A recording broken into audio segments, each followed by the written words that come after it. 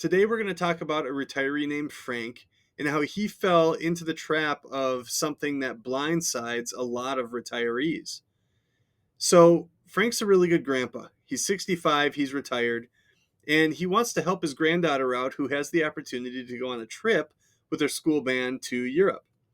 Well, Frank's going to take $1,000 out of his IRA to help pay for that. And he knows that he's in about the 30% bracket between state and federal. He lives in Minnesota like I do. It's a high tax state. And that should cost him about $300 in taxes to take that $1,000 out. Well, that's not actually what's going to happen.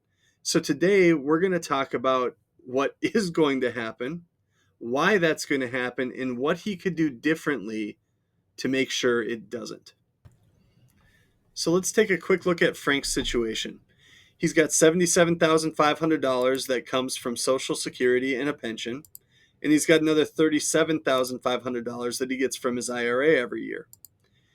His tax payment on these distributions and this income is $20,493 for that year.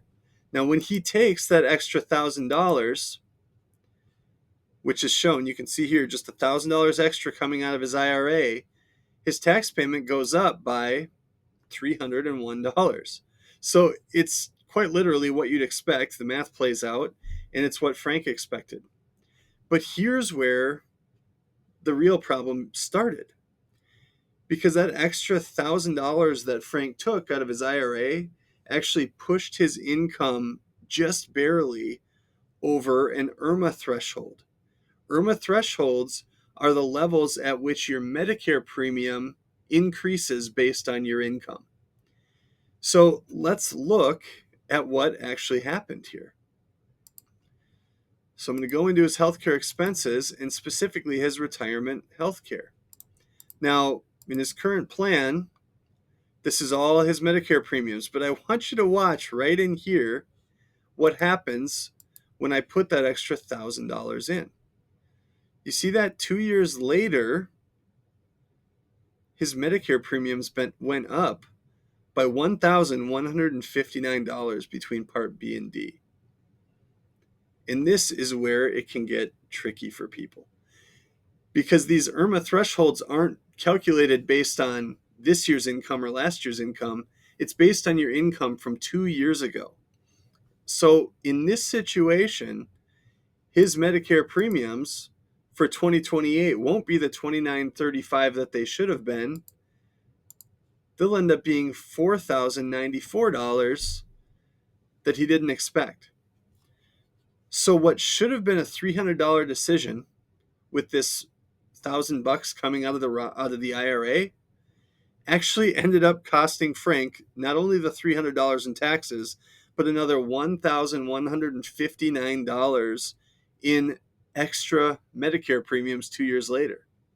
So pulling that $1,000 actually cost him $1,460. So Medicare has this 2-year income look back to determine your premiums. And the biggest thing to understand is it's not gradual, it's a cliff. So if you go $1 over an IRMAA line, you're paying that IRMAA surcharge or that extra premium for the entire year. So Frank, by taking out one extra $1,000, crossed that line and triggered over $1,000 in additional Medicare surcharges 2 years later. So what could Frank have done here?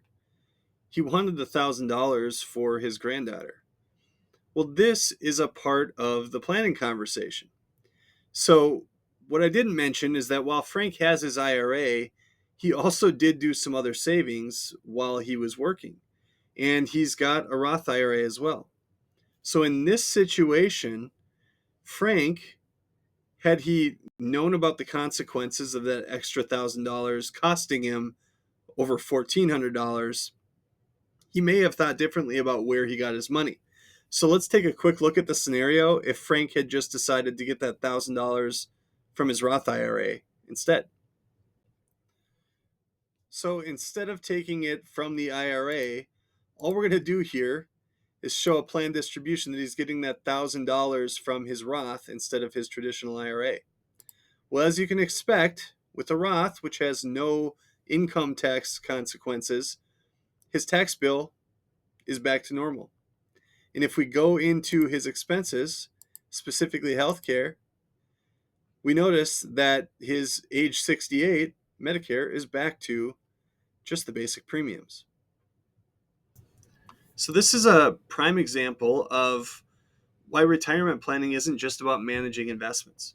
It's about all these decisions that you make both before and during retirement that affect you, where one decision in the wrong year doesn't only affect you this year, or it might not affect you this year, but it could have effects into the future that it pays to be aware of.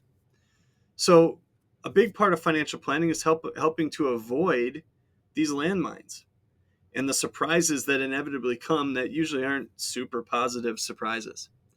So if you want help with this kind of thing, if you're retiring or you're already retired, feel free to reach out to us at fivestonefinancial.com. That's the number 5. Or just subscribe to the channel. I make videos every week to help retirees live the back 9 of their life with clarity and confidence. That's my goal. That's what I do.